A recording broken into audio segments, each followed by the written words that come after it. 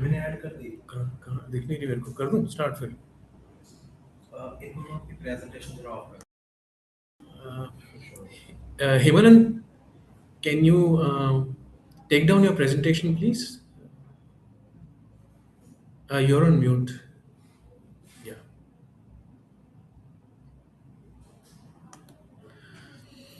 Okay. Good afternoon, everybody.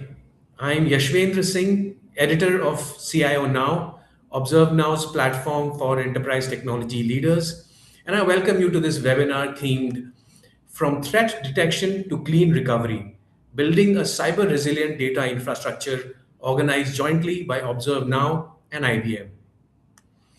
Every enterprise is investing in AI, cloud, and digital transformation, but cyber threats continue to put critical data and operations at risk. Organizations need more than backups. They need a cyber resilient data infrastructure that can detect threats early, protect critical data and immutable copies, and enable rapid, clean recovery. In this topical session, we have experts who will throw light on how leading organizations are strengthening cyber resilience with modern storage architectures, ransomware protection, and recovery strategies that help minimize business disruption while supporting future growth. To brief you about the flow of the session, we have two presentations and a fireside chat, and in the end, we will take questions from the audience. The experts who will be sharing valuable insights with us today are Mr. Hemanand Sriram Gadgil, Product Manager, Storage Solutions Engineering, IBM, India and South Asia, Mr. Shashank Shingornikar, Storage Solutions Architect, IBM, India and South Asia, and Mr. Manjunath Prasad, Head IT, TVS Mobility. Welcome, gentlemen. Before we set the ball rolling with the first presentation, there's a poll that I would like all of you to take. Can we have the poll question on the screen, please?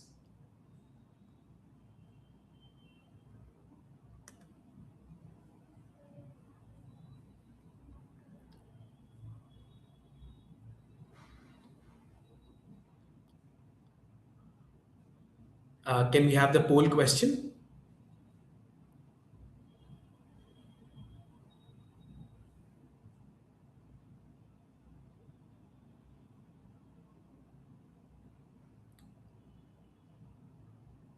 I guess there is some glitch with the poll questions. So we will take that question later on. So let me now invite Mr. Hemanand Sriram Gadgil, Product Manager, Storage Solutions Engineering, IBM, India and South Asia, to kindly deliver his presentation. Over to you, Hemanand.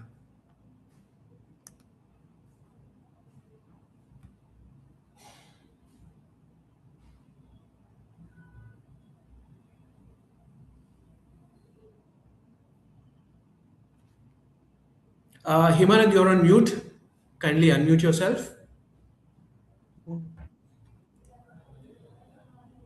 Okay, so good afternoon, everyone, and I'm Hemanand Gadgil, and I'm be presenting on what the storage transformation is and what are the today's challenges in storage era. So the overall agenda that I'm going to cover is storage market transformation, what's reshaping in today's storage industry, and what enterprise storage of today looks like. With AI been deployed and used everywhere, what are the new challenges across the storage that's been faced, and why AI has raised the bar for not only storage but overall infrastructure? Then, while we are talking about data and AI related to data and all those things, how cyber resiliency plays a major role in it, and then making storage as a part of your overall ransomware defense, how we can build cyber resiliency using storage and overall at an infrastructure level. Then I'll touch upon IBM block storage portfolio, that is IBM's flash system, and how it meets some of these new challenges that we see in the storage transformation. I'll walk through one of the use case that we have developed on AI inferencing and how it is useful with IBM Flash system with Oracle AI database. And I'll touch upon how AI is being used in AI ops in flashsystem.ai, which gives you an autonomous operations and intelligent management. So with that, the overall storage segmentation. So storage is kind of no longer any passive component in your IT infrastructure. It plays a very important role, and primarily it's reshaping the overall enterprise storage and how it's been people pursue it or use it. It's been changing. It's primarily because AI and Gen AI, because of a lot of training and inferencing workloads that are driving demand, which specifically requires very low latency, high throughput, and on-demand scale that legacy storage simply was not able to build for. So Gen AI and AI asks for a different architecture and the requirement from the storage. Second, a lot of digital transformation and app modernizations are going on. People are moving from a monolithic architecture to virtualization, from virtualization to microservices-based architecture, and that is accelerating the overall data-centric business models, driving agility, how storage is consumed by this microservices-based application. A lot of them are looking at agile storage platform where historically a storage used to be get provisioned and then you build your servers and VMs on top of it. Now people are looking on-demand agility to build storage platforms. Third, with a lot of this data growing around, cyber resiliency is becoming key, and all this data that is stored on the storage devices becomes one of the important component in the overall cyber resiliency and recovery procedures. So obviously the data has been cyber attacked, or you understand that the application has been have a cyber attack that's been at an application level, but storage is always the last line of defense to get your clean copy, immutable copy, which is rapidly recoverable, and that demands a different architecture from a storage standpoint. Regulatory and compliance, a lot of data that is expanding, and there is a requirement for data sovereignty, and that demands again a different way how you should kind of build your storage environment, and storage infrastructure becomes another key aspects of it.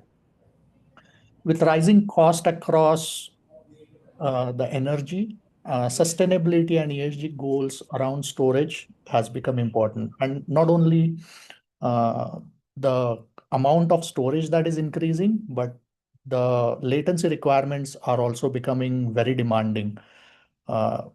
Because of that, there is always a need for large number of disk and need for all flash type of disk enclosures, which demands a sustainable and efficient energy goals for organization. And while doing this, a lot of IT teams are trying to drive AI ops. So how IT teams can manage the overall storage infrastructure more in an autonomous way by driving some of the AI ops and insights by using AI analytics into their infrastructure.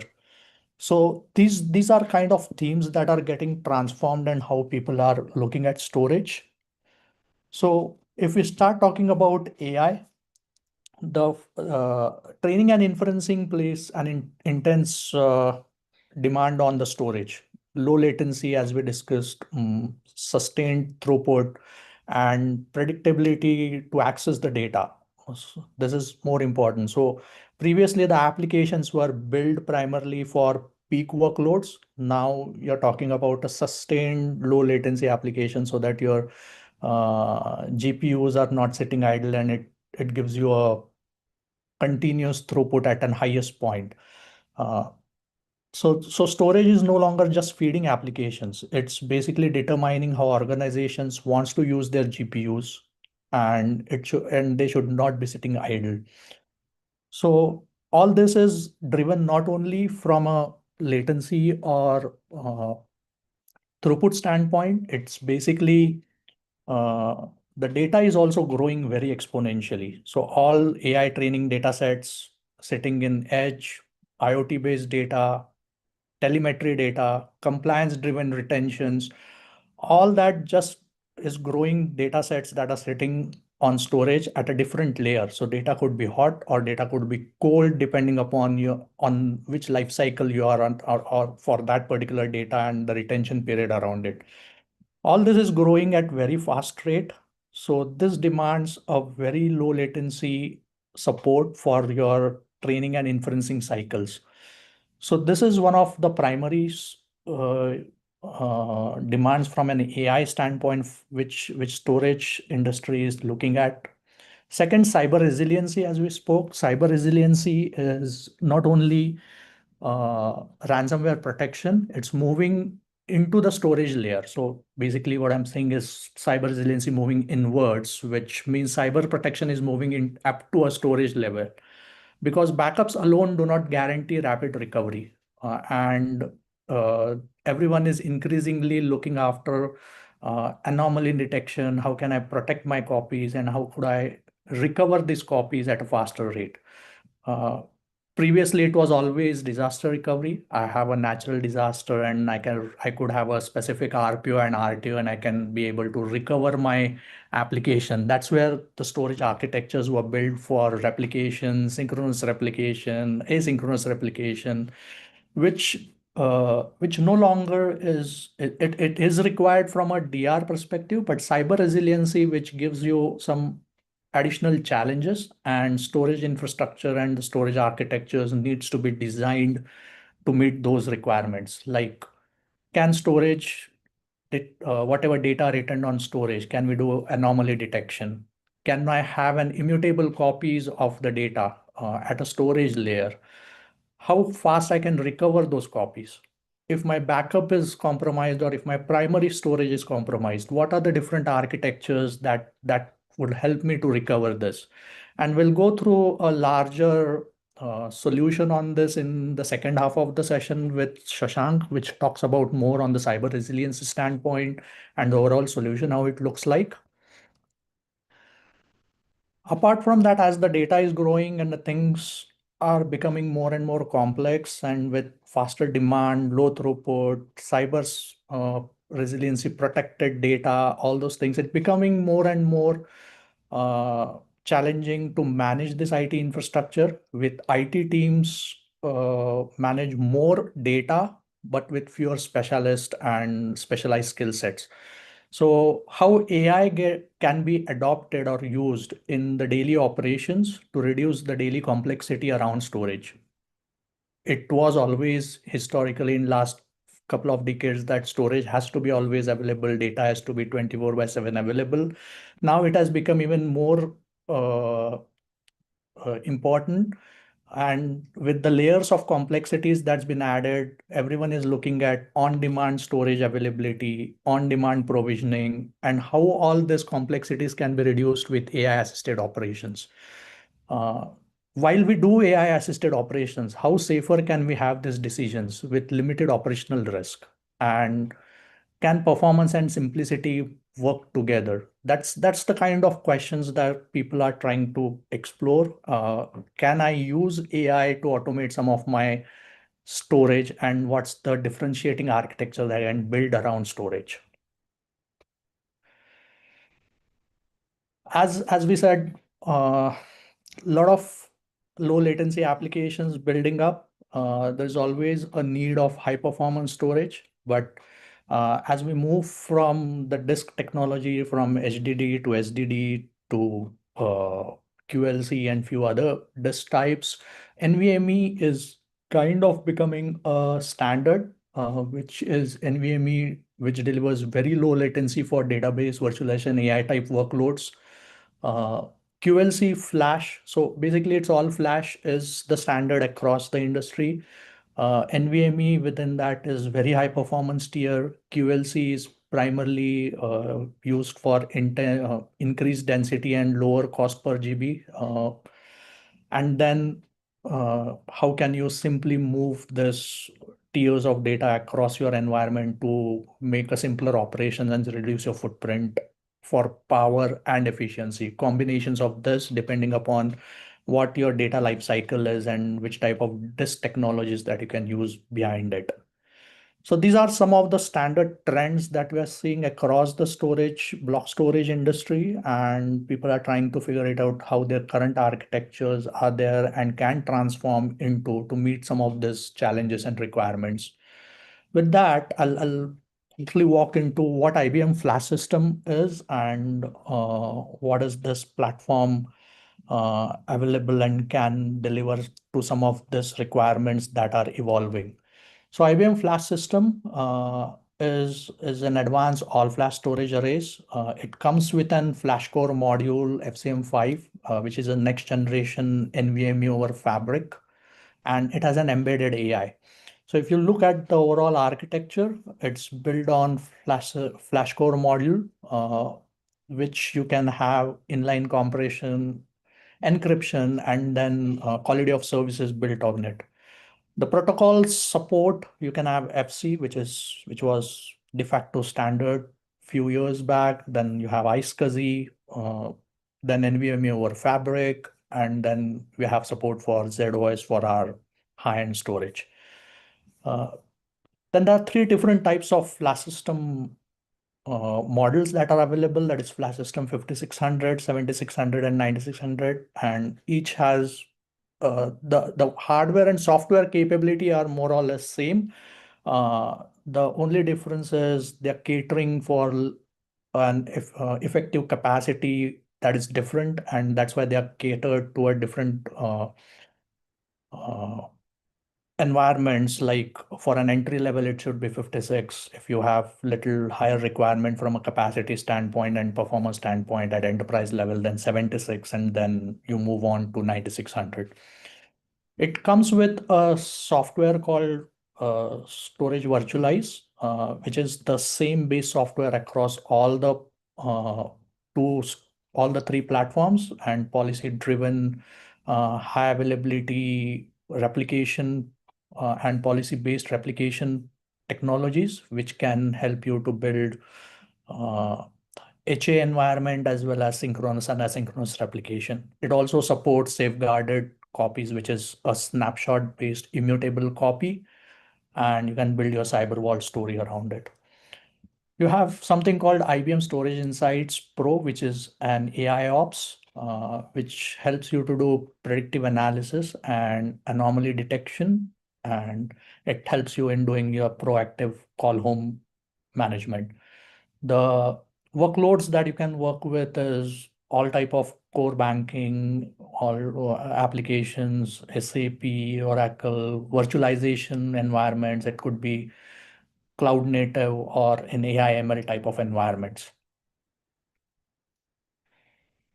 So this Flash Core modules is it is built in with resiliency. So Flash Core module detects ransomware behavior. So at an hardware level, it monitors every IO operation at a module level. It builds a statistical model of normal IO pattern for each workload. And if there is any deviation, it just flags it.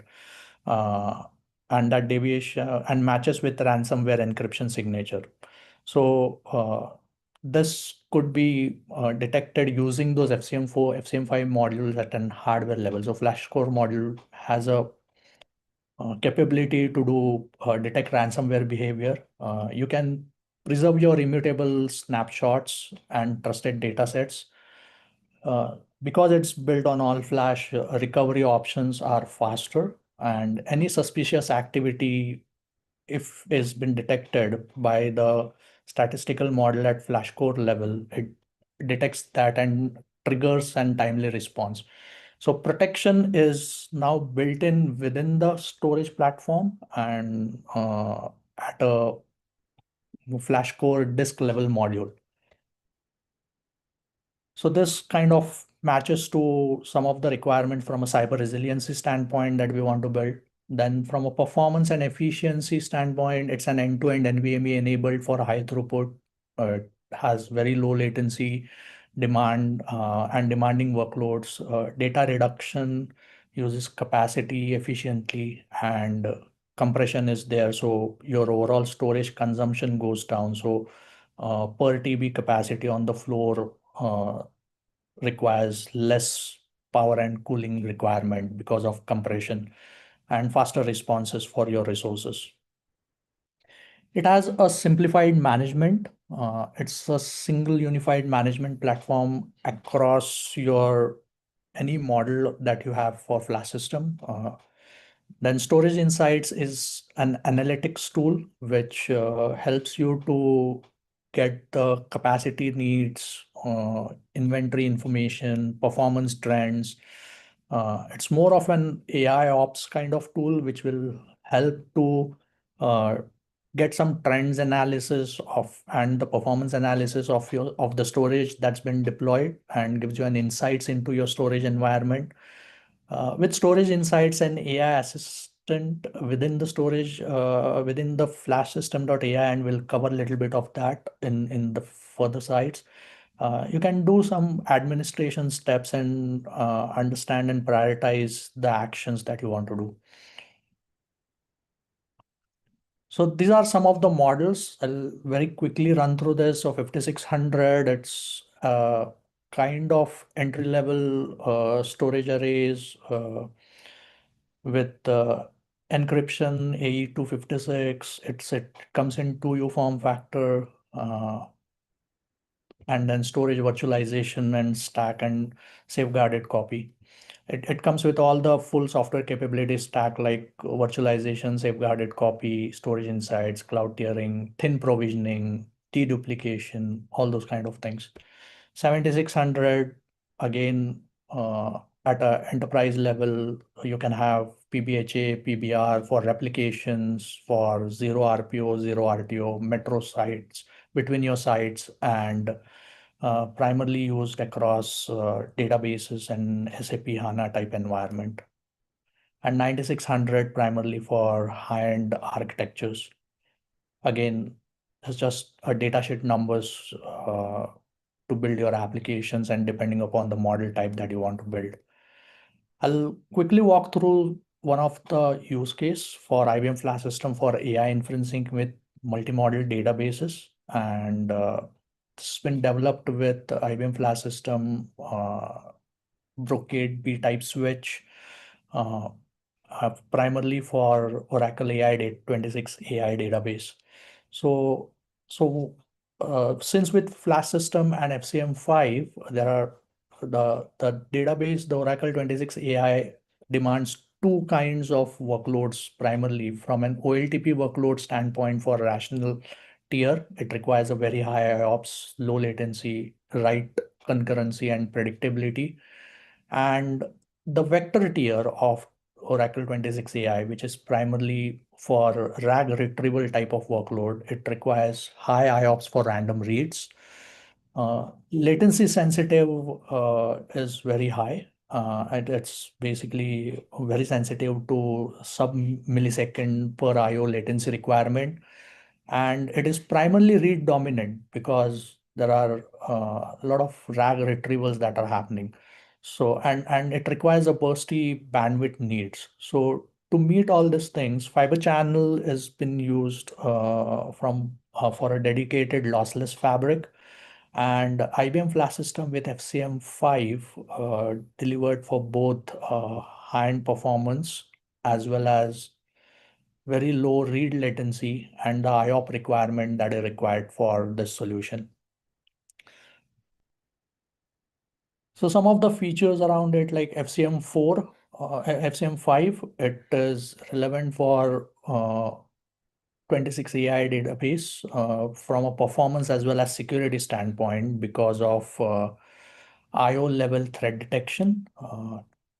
Then FCM5 hardware compression, which compression offloads entirely to FCM5 FPGA. Flash grid, so you can scale out up to 32 flash systems module nodes connected into it, and can scale out. So unified management and scale out for 26 AI to meet storage capacity and performance requirement across the grid. Then you can build storage partitions my partitions can be used to do non-disruptive migrations between your volumes, between flash systems. If you want to do a hardware refreshes at the flash system level, built for high availability. For you can have policy-based high availability active cluster built in for storage failover and failback. There's a new feature called auto zoning, which can be used to automatically do FC zoning with when you replace your HBAs, it changes the WWPN and it can just detect it and do an auto zoning, reducing the SAN admin efforts. IO throttling is another thing where you can do IO throttling at an individual volume level or even at a storage pool level.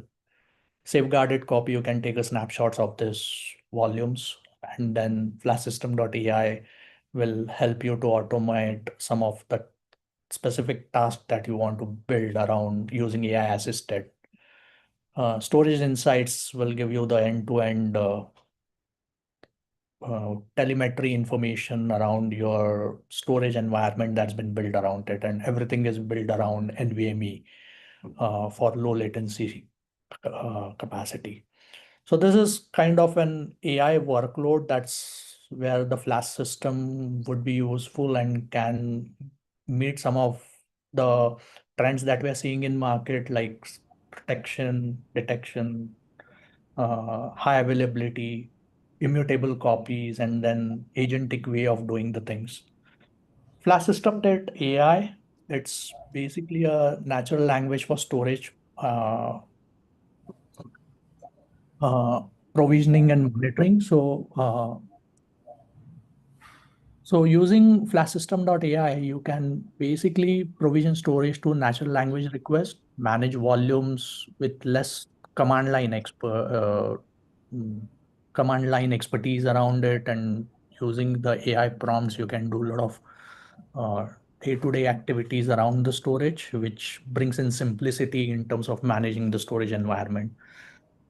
Routine tasks become faster and consistent. You can get some of the basic information through AI prompt on which is available through flashsystem.ai. I'll say I want to understand a particular host and how much volumes are presented to it. It can just get that information at a natural language processing level. So these are some of the capabilities using flashsystem.ai makes the day-to-day operations for a storage administrator simpler and easier. Basically, it issues some of the operations like diagnose issues with AI-assisted insights, recommend faster action, and then guides administrators towards next steps. So as it learns some of your information, it just guides you with some of the information available and the configuration that you have on your environment. So that's it really what I have, which talks about the overall storage trend and how flash system fits rightly well overall in the solution. Great. Thank you so much, Hemanand, for that deep dive on how the storage industry is evolving and what are the factors that are shaping these trends. Thank you. Before moving on to the next section of the session, can we have the poll questions, please? So attendees, if you click on the chat window, you can see the first poll question. Okay, the questions are right there on the screen. The first question is, what storage infrastructure do you primarily use? There are multiple choices: all flash arrays, hybrid storage, legacy SAN or disk, cloud storage, or do you have a mix of multiple solutions in place? Please make one choice. Choose your answer, please. The second poll question talks about your storage challenge that you're facing, the number one challenge that you're encountering with respect to storage in your IT infrastructure. The options are performance or latency, cost/TCO, total cost of ownership, capacity growth, or management complexity. And then we have the third poll question, which is on what's your primary storage deployment model? Is it on-prem only, hybrid cloud? Is it multi-cloud? Or are you in the process of moving to the cloud? Or are you still evaluating options? So request all attendees to please take up the poll questions.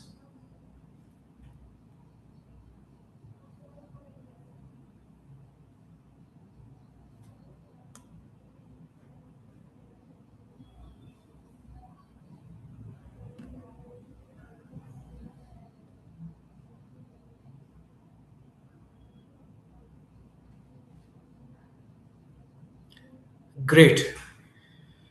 So up next is a much awaited fireside chat session themed Beyond Backup from Ransomware Readiness to Clean Recovery.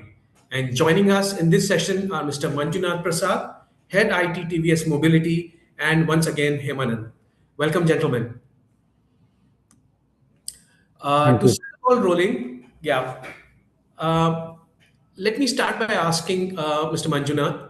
Sir, a lot of organizations still believe that cyber resilience just equals backup. I mean, how do we differentiate a genuinely cyber resilient data infrastructure from a regular backup and recovery setup? Well, thank you for that, Yashwendra. Hope I'm audible, right? Sure, sir. Yeah, the traditional backup is always kept in isolated place. We used to keep it safe and regard. But in today's world, wherever you keep, we are not assured that okay, the data is safe. So that's where the resiliency part kicks in. So there are traditional versus the cyber resilience part. That's the difference what we have. Rather than having the isolated part, now we talk about the integrated one where we have it within our controls, within our visibility. At the same time, the speed and scale of recovery is another crucial factor. That's where the resiliency point pitches in, where we have to recover at the speed and the point of recovery, the RTO and the RPO, what we try to achieve with the storage. That's where these are the two differentiating factors which I can highlight between the cyber resilience versus the traditional backup method. Sure, got it. Coming to you, Hemanand, traditional backup is a reactive tool. That's what I feel, designed for IT operational failures. Cyber resilience, on the other hand, is an active strategy designed to withstand malicious adversarial attacks, such as ransomware. Now, how do the two frameworks differ across key operational pillars? What's your take on this? Right. So if we start looking at backups in a traditional way, it basically solves the operational problem, right? If there is an accidental deletion of a file, if there is a hardware failure, if the database is corrupted during an upgrade, or just data got corrupted. So it's basically designed around the assumption that the environment is trustworthy and expected to do one thing when it went wrong. Whereas cyber resiliency is little complex. It solves a completely different problem. It is assumed a determined adversary is already inside your environment. So your environment is already compromised and had no time to move laterally. So basically, you cannot trust whether your backups are safe, your data is safe or not. And then this triggers a completely different approach in how you want to recover your data. Whereas in traditional backup, I know backup is gone. I know which version I want to recover, a 3 days back backup or 2 days back backups that I have. I can take that backup, recover it. It's always available and with an assumption that it's a clean copy that's been there. In cyber resiliency, it demands a different workflow because I don't know the backups or the data that I'm recovering. It might be also compromised. So you first have to identify and detect, then you have to make a clean copy of it from a operational standpoint initially before storing it. And then while restoring, you have to make sure that I'm restoring a clean copy out of it. So you have to scan it and make sure that it is always clean. So it demands a completely different requirement from an isolation standpoint and from a recovery standpoint. So you have to build a completely different architecture from a cyber resiliency type restorations. That's my take. Sure, sure. Great inputs there, Imanan. Moving back to Manjunath sir, at what point should a cybersecurity leader, decide that threat detection triggers a recovery response, and how can teams avoid restoring compromised data back into production? I mean, that's something that Imanan talked about, but what do you think on this, sir? See, the time recovery part is very crucial. So that's where the isolation part is more critical, and how clean you sanitize the access control what you have to the backup storage area is much more crucial. Who all has access to that data? Who all can do that? And is it regularly malware patching, scanning is being done? Is the patching being done to the devices so that they are up to date at all times? That's another crucial point. So then, and the timely recovery in the sense of the sanitization before we do the restoration. Is it sanitized? Is it been detected? Is it completely scanned to see that there's no malware infected into that data? Post doing that, then we do that restorations part. That is one. The second thing is application log sanitization, log reviews has to be done at periodic intervals to see if there's any change in data set that has happened. So with these, if we follow these methodologies, maybe we will be able, though I cannot say that it will be 100% clean system that we are going to deploy, but at least it's in a better shape of control that we can be assured that I can get the clean data. Okay. Right. But Hemanand, historically, teams waited until an attack was fully contained before recovering data. But today, that takes too long. However, triggering recovery too early is also risky, as you restore systems while the hacker is still active on the network. So what is the way forward in such a scenario? Right. So as Manjunath highlighted, right, detection and recovery, these are kind of two different things, and you have to get the sequence correct. So detection is the first thing, and that should once you detect it, that doesn't mean that you automatically trigger recovery. Detection is just a trigger to identify that I have to investigate. I have to first identify that at what scale my data has been attacked, or at what is the scale of it, and what's the confidence level that I have building around. So if you have just a detection alert, and if there is a low confidence anomaly detected, it's just an alert. So you can just go and investigate. You can increase the number of snapshot frequency that you have. Uh, Build in the notification across security operations that you have detected something. Do a forensic audit logging. That should be a first kind of information to gather that whether the alert that I've gotten, is it really a true alert or a false positive, or just an alert which basically could be false. So that's one. Once you have a confidence level going a little higher, how can I isolate my volumes? Which type of data has been impacted? What type, up to what scale it has been impacted? Basically, I have to do a little bit more deeper and understand. Then go into the state where snapshots. Do I have snapshots currently available? Are those snapshot immutable and safe, or even they are attacked, or even those have an infection on this? So those kind of parallel investigations can happen. And then once you have actually confirmed that there is a ransomware detection or destruction that has happened, you basically then declare and do an incident invoke, and then you should have a complete recovery run book, how you should isolate everything and do a complete clean recovery from an application. So uh, detecting is one part of it, and then building the confidence level across your detection, at what level and up to how confident you are, and what type of detection or ransomware attack that's been there up, and what's the attack surface area and scale of it. You can take the different recovery options that are built in. So as we go, we can build snapshots, we can take copy of your primary storage, you can take copy of your secondary backups, you can build clean room recovery environments. So it can keep on building on the application, it can keep on building the architectural levels depending upon how you want to build your isolation and recovery. Okay, okay. Oh, wonderful inputs there, Hemanand. But everybody talks about clean recovery. what does clean recovery actually mean in practice? And what validation steps should happen before data, applications, and identities are brought back online? Hemanand, this is for you. I'll come back to Manjunath sir after your response. Okay. So clean recovery is basically a state of declaration. So I say that I have an inspection done and then I have been able to do a clean recovery. It's not a point in time copy. So at most organizations, we say that I have a point in time copy and I recovered it back and I say, okay, I have a clean copy. It not just the last restore that I've done and I've done that restore and I could say that I have a clean recovery. You basically have to do a data validation, confirm that which recovery point you're recovering, and that recovery point, whatever data that you're recovering, is not compromised. You have to do that clean checking initially.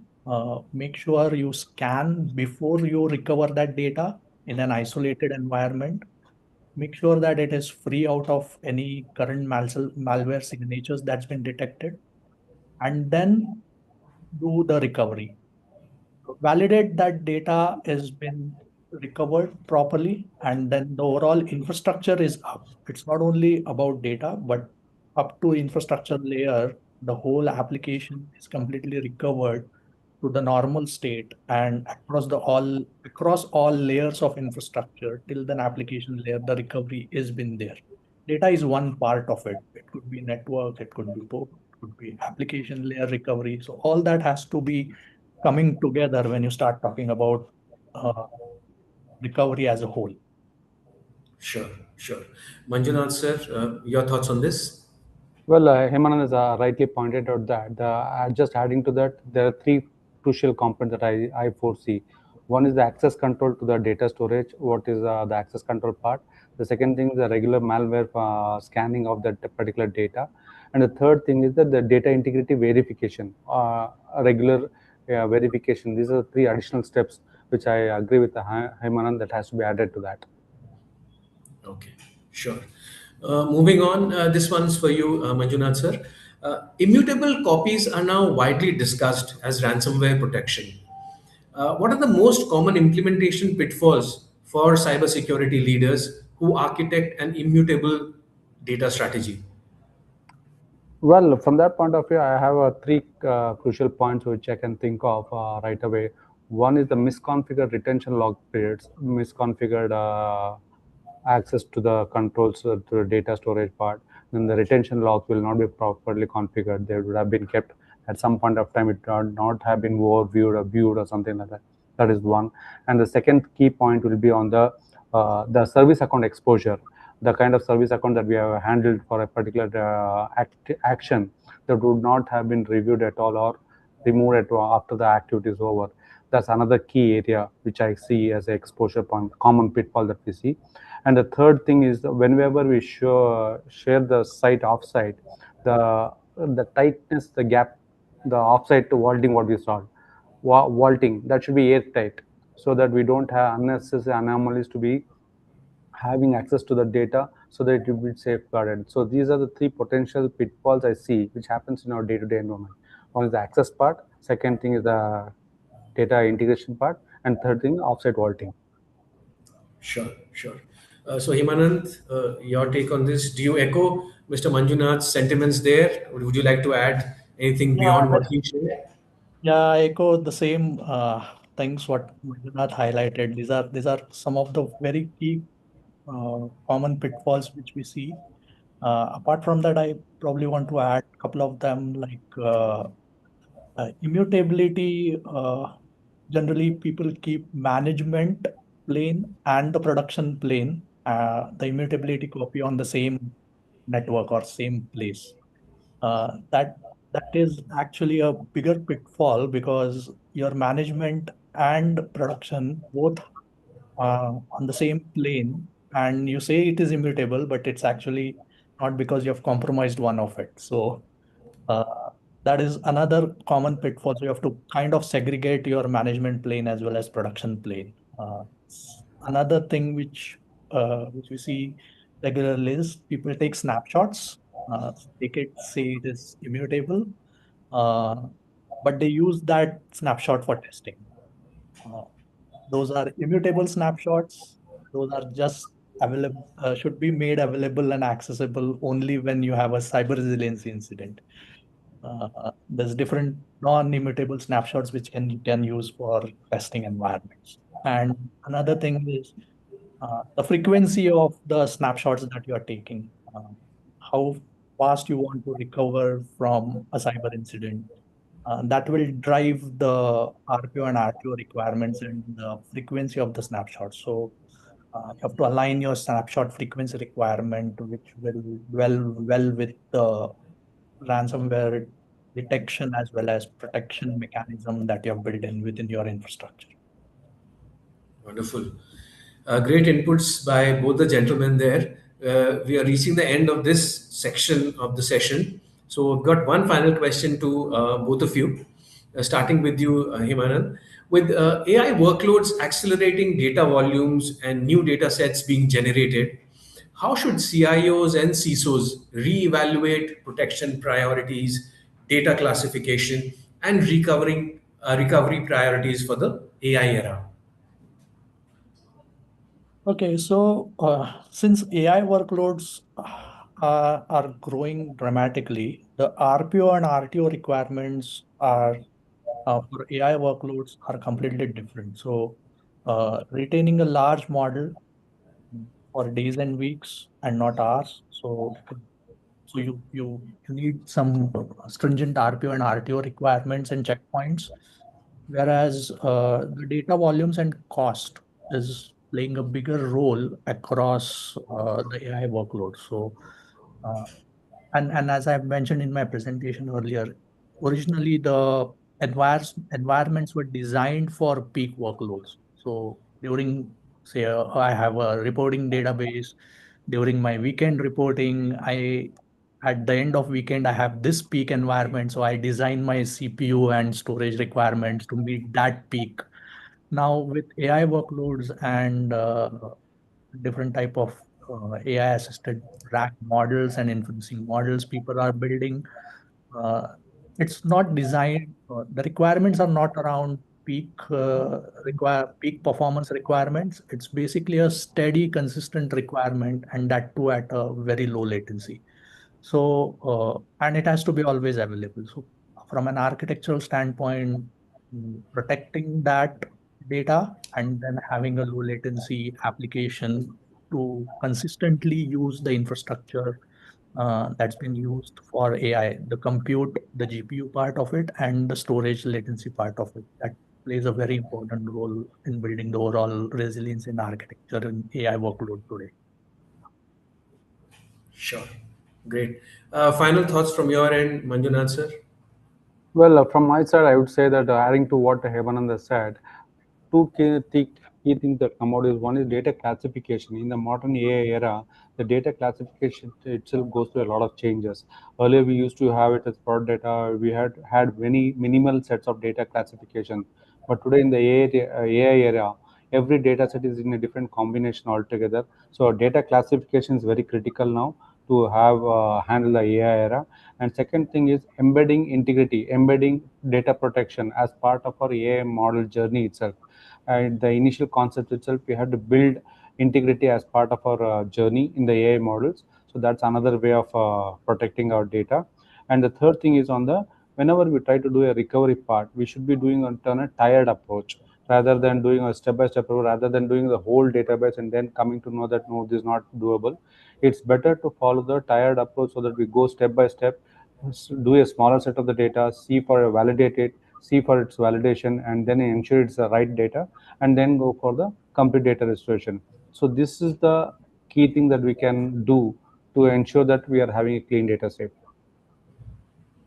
Great. Thanks, Hemanand, and thank you so much, Mr. Manjunath, for that wonderful discussion. Thank you for the lively questions. Before we move on to our second presentation, there are a couple of more poll questions for all our attendees. Can we have the poll questions, please, on the screen once again? Right. I hope all the attendees can see the cool questions. The first one is, what's driving your storage needs? Is it refresh or end of life equipment, cloud, hybrid migration, AI ML workloads, or application modernization? The second poll question is, when are you looking to upgrade or purchase? 0 to 30 days, within 1 or 3 months, or between 3 and 6 months, or currently you are just evaluating, you are just researching.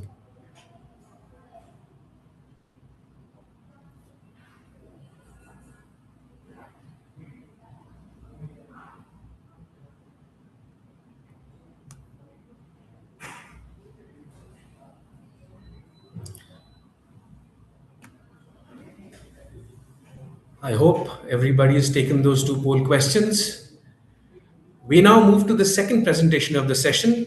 I will invite Mr. Shashank Shingornikar, Storage Solutions Architect, IBM, India and South Asia, to please deliver his presentation on cyber resilient infrastructure. Over to you, Shashank. Sure, thank you. Give me a second while I share the.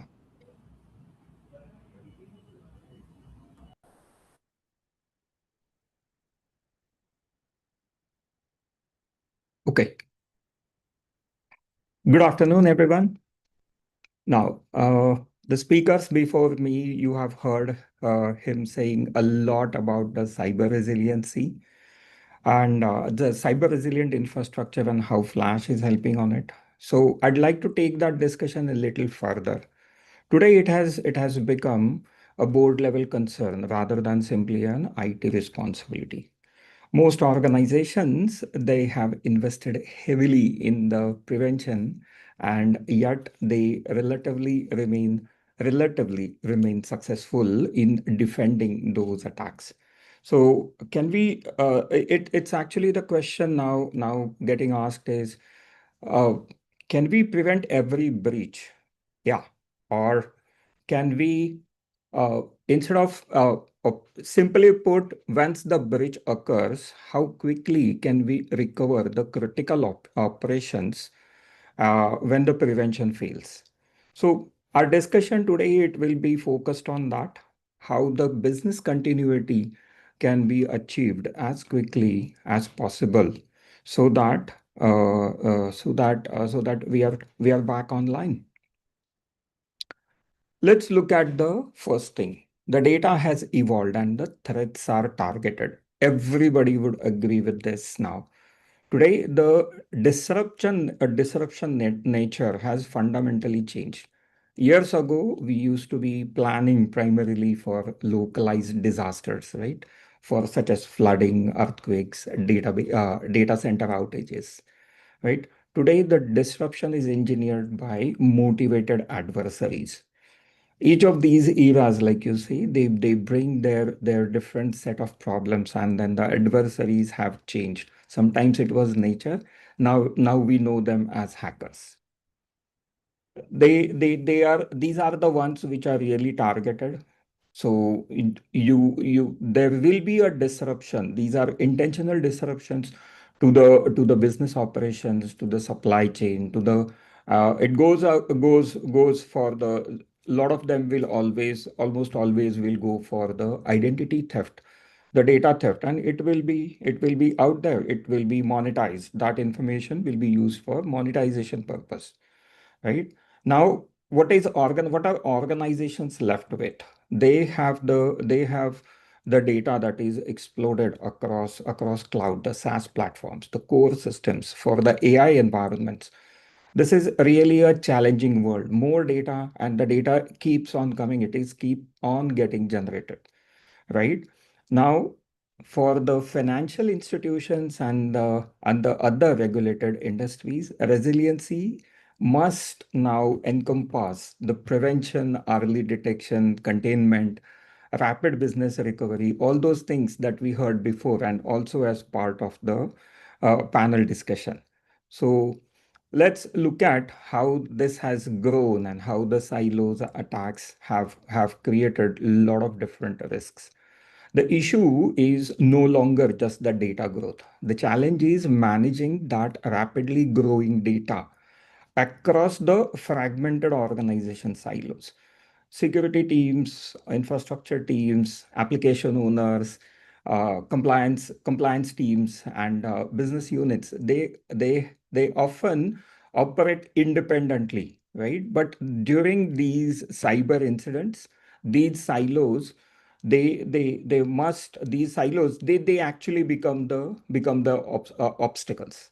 So what would be the result of it? The result is uncertainty about the data recoverability, right? Meeting the recovery objectives, the inconsistent policy enforcements, uh, compliance exposures. Organizations, they cannot recover what they cannot see, what they cannot govern, or what they cannot validate. So visibility now is the foundation of the resilience, right? Now, let us look at some of those different things, some of these things little differently. So let's look at what the world is paying once the attack happens. So why the security and the data resiliency has become a prime subject nowadays. So we see the business impact, we see the threat landscape, right? And the numbers here on this slide, they explain why the resiliency has become the strategic priority.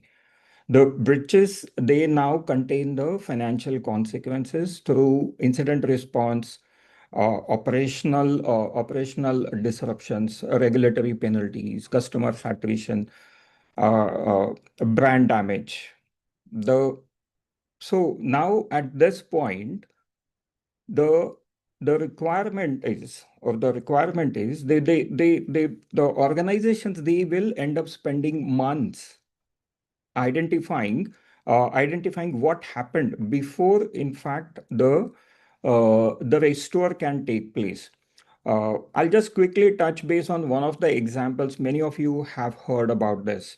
So one of the famous hotels, right, the Marriott chain, the attackers have been sitting in the system. They compromised the system, and they didn't do a direct damage. What they did is, over the period of 2 years, they exfiltrated the data. Imagine the amount of records data that was stolen. And the worst part of that breach was that information was never made public. It is just sitting somewhere else, profiling lot of information that is now available. The result, now we see already the detection that went beyond 200 days. 2 years they were sitting in that entire environment. The amount of information, imagine the amount of information they got hands on to. Right? Nowadays, the threat landscape, it changes, right? It probably starts as a phishing email, or the third parties or the vendors who have the bigger organizations have these vendors or the third parties working for them. They probably do not have such stringent requirements everywhere. They could be compromised, and that is the way in. There could be compromised credentials between the same organization. There was recently a bank incident also, where the credentials got compromised, and the data was lost. It's a pretty recent case.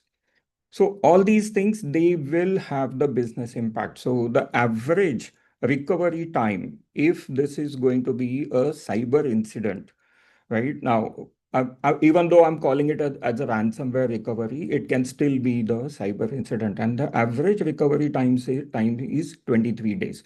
We will come to this in the next in the charts afterwards, how this entire timeline looks like. Now let's look at it from the India perspective and the the strategic priorities for the banks. Now we saw the numbers, those were the global numbers, right? Now where does India sit on this? India presents the interesting picture here. While the global average breach costs, it is upwards of 556, that $5.5 million. India sits at $2.5 million. So that's good. We are on the lower side, but it is actually rapidly changing. it is rapidly changing because it is going into the directions that where the costs are slowly increasing. So year on year, when you start looking at these costs of the average data breach, they are increasing. IBM actually publishes a report on this. So it's called as cost of data breach, and it is available. Just Google search for it and you will land upon IBM's website, and that is where you can download this. So for every year, when you look at these numbers, you start seeing the pattern in that. While the global average costs goes down, country specific costs they go up, and that's exactly what is happening in case of India nowadays. Now, what's driving this? The rapid digital transformation, the cloud adoption, AI initiatives, the expanding financial ecosystems, and they all are increasing the exposures. So the priorities for the Indian banks are pretty much clear, right? Strengthen the identity security. Establish the governance on your AI, because the AI models can actually go rogue. We have seen the agents hacking agents, or agents they are initiating the attacks by themselves, right? And let's hope that it is not coming to us that quickly. But yeah, we have to put the governance in place when we are using this, right? Accelerate the threat detection automation. We want to reduce the third party and the supply chain risks. Let's go ahead and have a look at the demands for the resiliency. Now, the table it's really shows the slide basically shows you the critical shift, right? We have the traditional disaster recovery that assumes the systems that are failing accidentally. That's the first part that Hemanand also talked about, right? That was the basic recovery of the basic backup and recovery mechanism. Now think of it in terms of cyber recovery. They are actually targeted. These whatever the disaster is or the nature of the impact is, it is very targeted. It is not random, right? Look at the scope of the impact. While the basic disaster recovery or basic disaster, they would be local or the regional.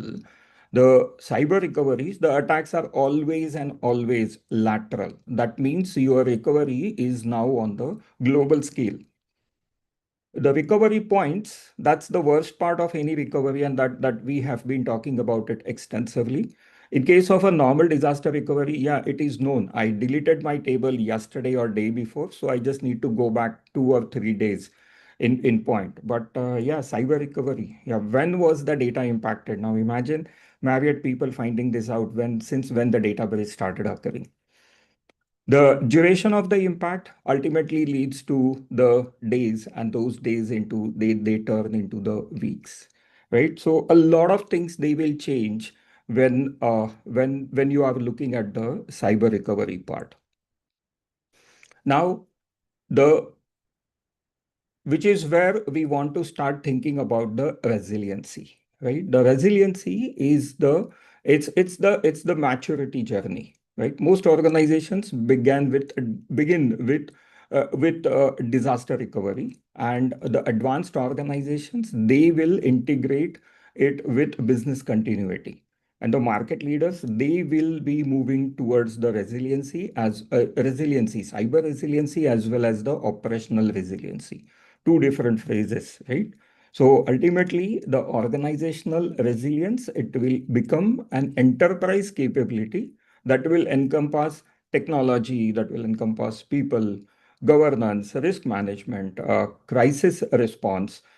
And for everybody, the resiliency now, it's the maturity that will serve as more meaningful indicator than the technology in the investment alone,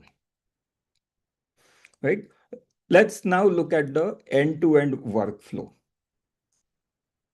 This is really interesting. So many of you have this in your organizations. So depending on the business needs and the availability of the features, organizations, they will expand the infrastructure landscape. This is more than often with various vendor products. Over the years, what will happen? As the reliance on these components, they increase, these products, they gain the weight of a black hole. making the life increasingly difficult, especially when the disaster occurs. And these were the silos that we were talking about on the in the previous slides. So when the disaster occurs, be it when especially the cyber one, let's talk about the cyber one, right? The obvious reaction would be, yeah, we always have the backup.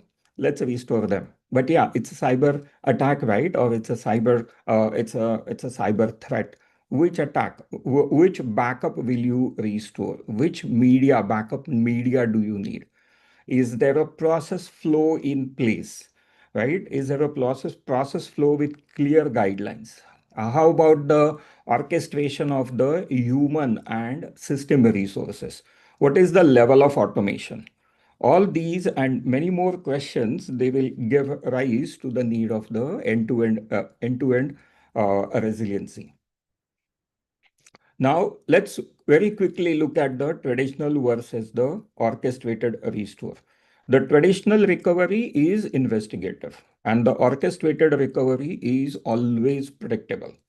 The objective is to move from what backup should we restore to we already know which clean copy that has been validated, and that is the copy that we want to restore.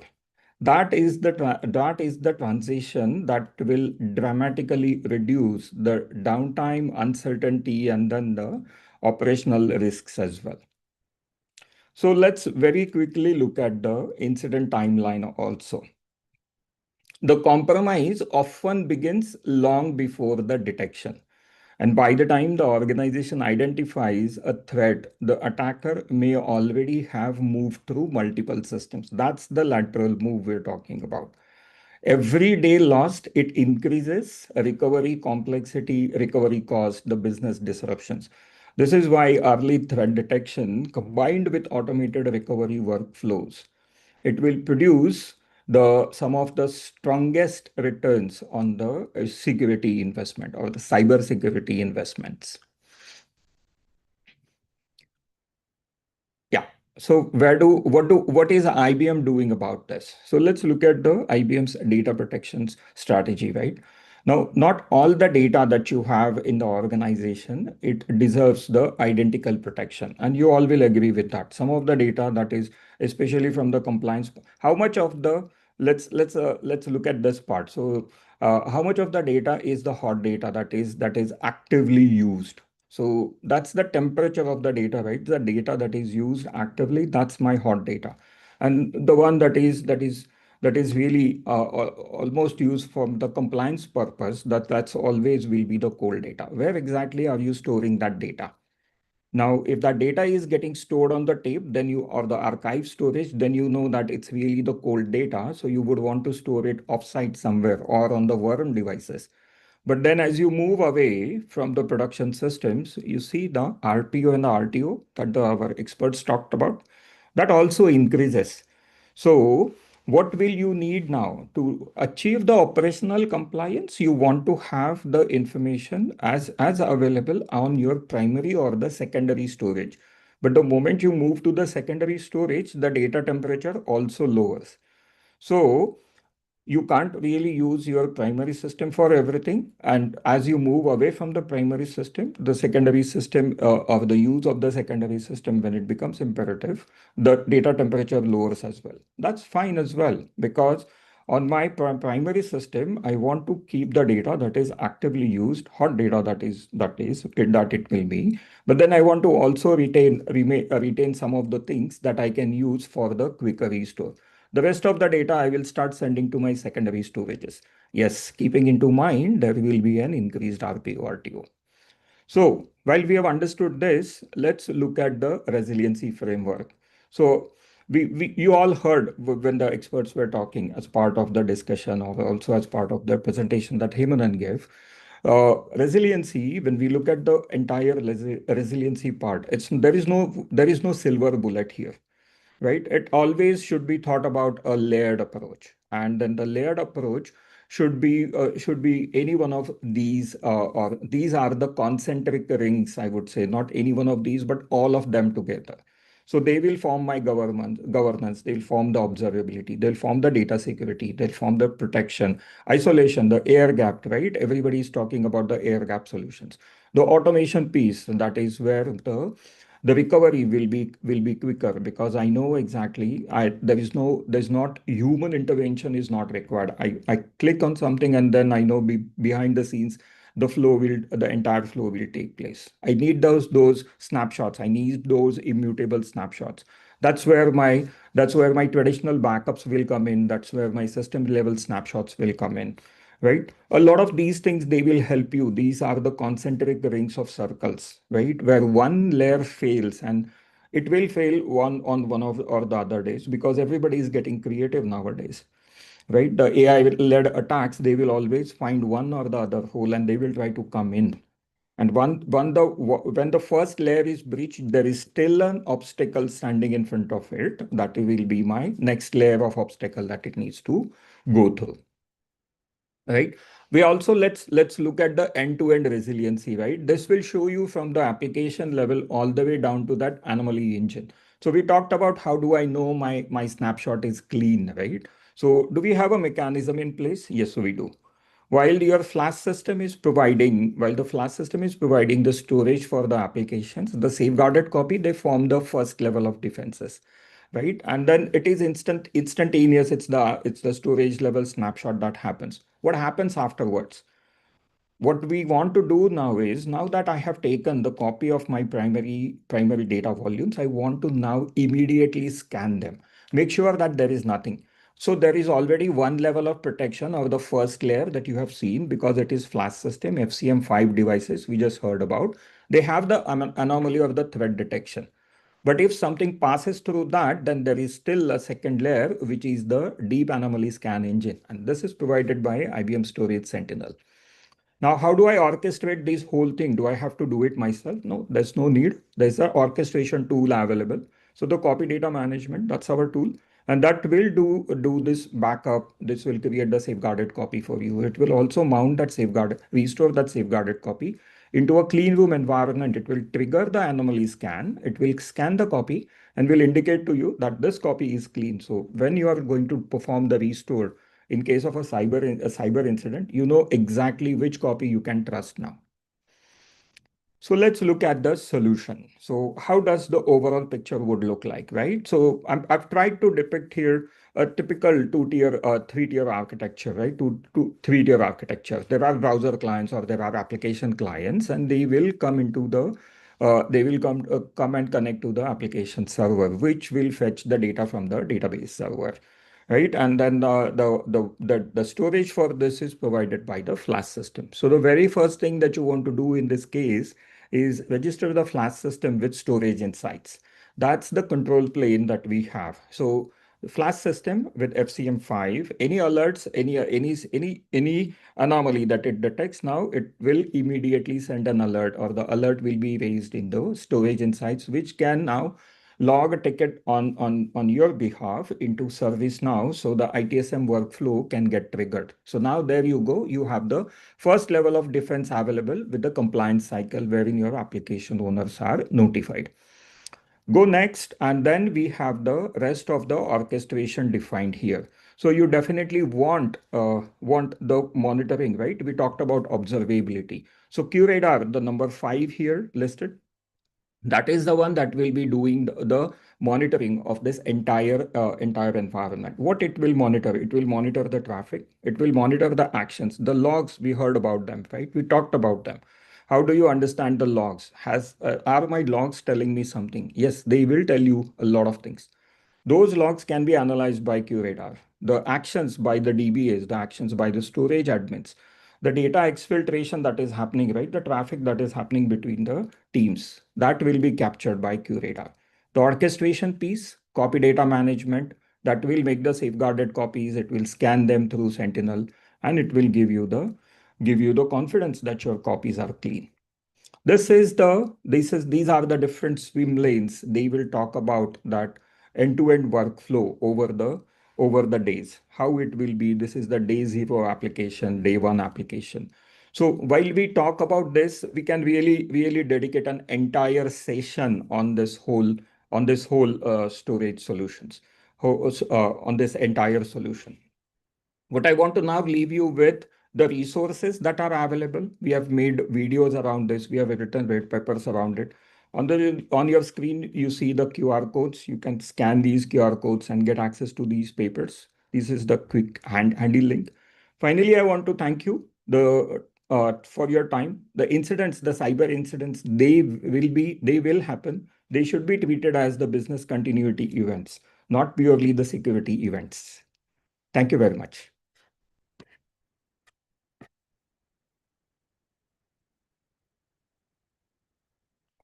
Back to you.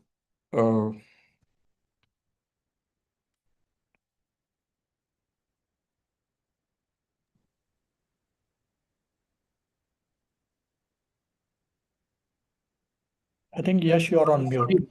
Sorry, I was on mute. I'm Yeah, so sorry. Yeah. Thank you so much, Shashank, for that very insightful presentation. Before we open up the session for questions, we have one last poll question coming up. Can we have that poll question on the screen, please? Yes.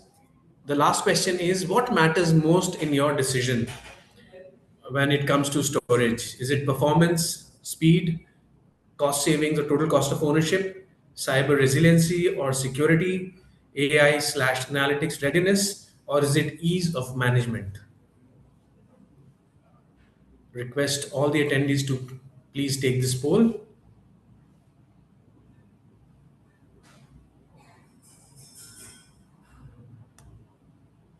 Great. So we'll now take questions from the audience. Please type your questions in the chat box and I will read them out for our experts to answer them.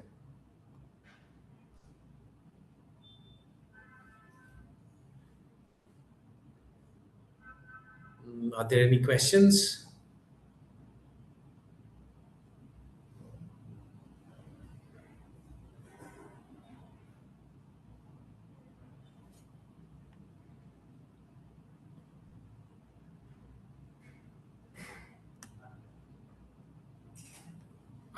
Okay, I don't see any questions from the attendees, so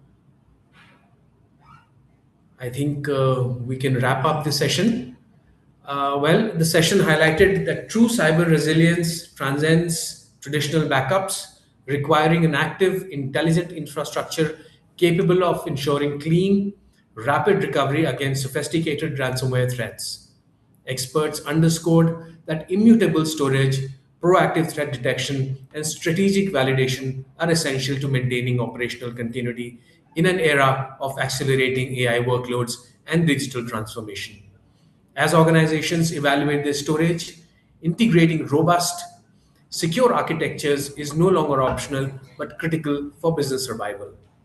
A big thank you to our IBM speakers and TVS Mobility for their invaluable insights and to our audience for their active participation. Thank you very much and have a great evening ahead. Thank you. Thank you. Thank you. Bye-bye.